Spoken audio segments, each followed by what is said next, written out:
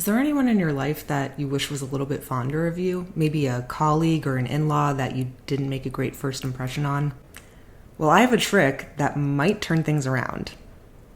Ask them to lend you some money. If you ask someone who isn't your biggest fan, or even someone who just doesn't know you that well, for a favor, and they oblige, you've just made the first move in what might become a lasting friendship. Ironically, this concept is called the Ben Franklin effect, and it's not because his face is on the bill that you just manipulated out of your enemy's wallet. In his autobiography, Ben Franklin discusses how he once asked one of his rivals to borrow a rare book. This simple gesture turned his adversary into a lifelong friend. The Ben Franklin effect is an example of something called cognitive bias. Cognitive biases are both conscious and unconscious beliefs that distort objective reality. In the case of borrowing cash from your nemesis, the idea is that if they say yes, in order to make sense of their own behavior, their unconscious mind will believe that they've loaned you the money because they like you, even if they don't actually like you. But bias isn't limited to who we do favors for. To some degree, it affects everything we do and everyone we interact with. So what does this all have to do with human factors? Most human factors in user experience research involves a moderator. That's someone who guides a participant through a series of tasks or questions about the product that's being evaluated. Because moderators are human, all studies are subject to moderator bias.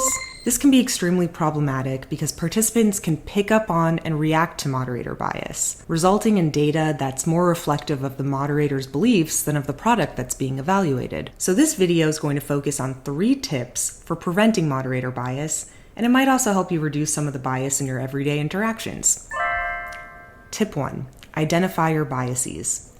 Now that you're aware of the Ben Franklin effect, you might be a little bit more cautious about helping your new neighbor unload their groceries, since doing them that favor might deceive you into assisting them with heavier tasks in the future. As a moderator, you'll also have biases that cloud your judgment and affect how you behave during a session. If you uncover these biases before you interact with participants, you'll have the luxury of leading with your rational mind. So first, identify product bias. If you're one of the people who develop the product that's being evaluated, there's an especially high risk that your sessions will be riddled with bias if you decide to moderate. One reason for this is a cognitive bias that's called effort justification. This can lead to unconsciously leading the participant to using the product in a specific way, which is a bias called the Pygmalion effect, or self-fulfilling prophecy. Therefore, the first step in reducing product bias is to find someone to moderate that doesn't have a personal connection to the product. But even if you're a third-party moderator, while you might not be rooting for the device to perform a certain way, you'll still have expectations. Identify what those expectations are by getting to really know the product before the study begins. And then pay attention to the tasks that you personally find to be easy and those that you find to be difficult, as well as what you believe is designed well and what you believe is designed poorly. Next, you want to identify your participant bias. Now, usability testing evaluates the product itself, not the participant. But that being said, we recruit a variety of participants for every study because we want to represent reality. And reality includes a range of ages, of genders, of races, of professions, etc. And I'd be lying if I said a child and a neurosurgeon would behave exactly the same way on every task, though I might not know exactly what I'm expecting from them. Identify participant bias by considering each user group performing each of the tasks. And finally, you want to identify perceptible cues.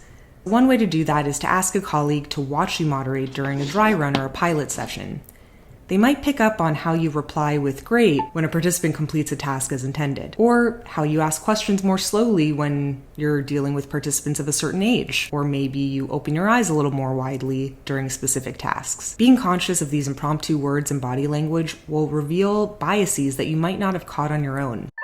Tip number 2, use a script. Do you have a friend who always says no when you invite them to join your plans? Maybe you preferentially remember negative responses to invitations. That's called negativity bias. Or maybe you unconsciously pay more attention to instances where they decline, reinforcing your belief that they're more likely to say no. That's called confirmation bias. The next few times that you make plans, try only inviting friends by text. And make sure to phrase it exactly the same way for the friend that always declines and the friend that always says yes. You might be surprised with who shows up. During a study, using a script will keep you from modifying your language for certain tasks or with certain participants. A good script will work just as well with an 8-year-old participant as an 80-year-old participant, and it will contain sufficient detail without being leading. An especially useful tip is including neutral responses to task completion, such as, Do you believe you've completed the task? That will keep you from blurting out a biased response to a successful or unsuccessful task. Tip 3. Challenge your assumptions. Keep in mind, if people always did exactly what we expected, we wouldn't be doing this research in the first place. People are surprising, and assumptions that we make about them are usually wrong. Even assumptions we make about ourselves are usually wrong. By questioning our own assumptions and keeping an open mind, we can turn our unconscious biases into consciously informed judgments and decisions, both when we're moderating and in our life. If you like this video and you want to check out some of Research Collective's other human factors and user experience tips, check out the rest of our channel or head to our website at research-collective.com. Thanks for watching.